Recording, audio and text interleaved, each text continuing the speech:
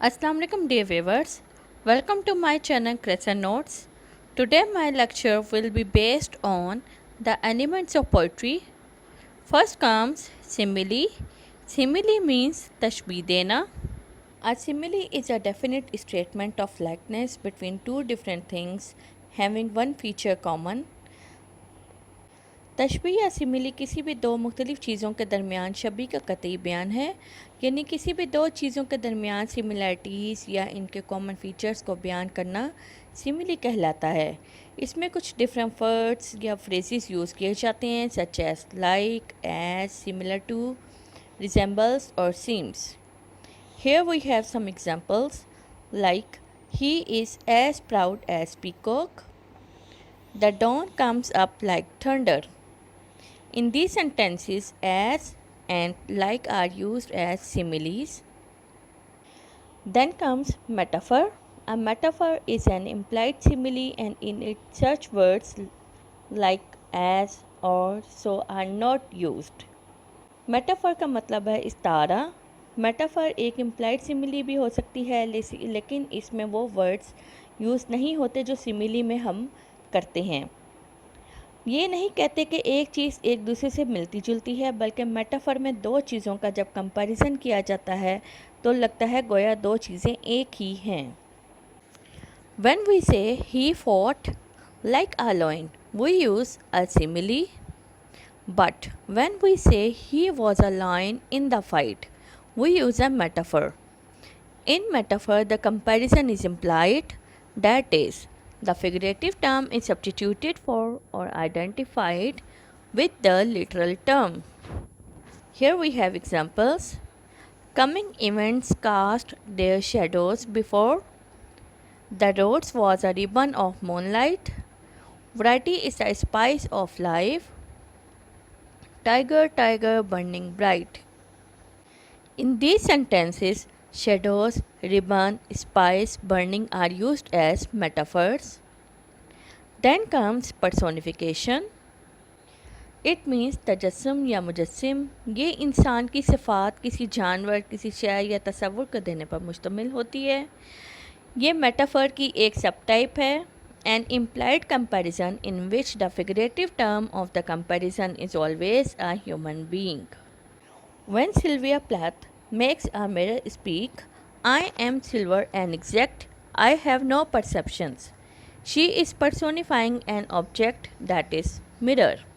When Keats describes autumn as a harvester sitting careless on a granary floor, he is personifying a season. Here we have examples. Death lays his icy hand on kings. Let not ambition mock their useful toil. The virgin morning was a peeping through the clouds. In these sentences, death, ambition, and mourning are personifying by the poet. Then comes apostrophe. As a literary device, apostrophe refers to a speech or address to a person who is not present or to a personified object. It is a special form of personification which consists in addressing someone absent or dead or something non-human as if that person or thing were present and alive and could reply to what is being said. In his famous ode, Keats apostrophizes and personifies autumn. Sweet Thames, run swiftly till I end my song. O death, where is thy sting? O grave, where is thy victory? Life, I know not what thou art. Christ, if my love were in my arms. Milton, thou shouldst be living at this hour. Here, we will come to know that Keats is personifying many different things. Then comes synecdoche. Synecdoche means simultaneous understanding. It means the use of the part for the whole. Shakespeare used synecdoche when he says that the cuckoo's song is unpleasing to a married ear, for he means a married man. Here we have different examples. He commanded a fleet of 50 sails. Pakistan has won the cricket match. He has many mouths to feed. Uneasy lies the head that wears the crown. In these sentences,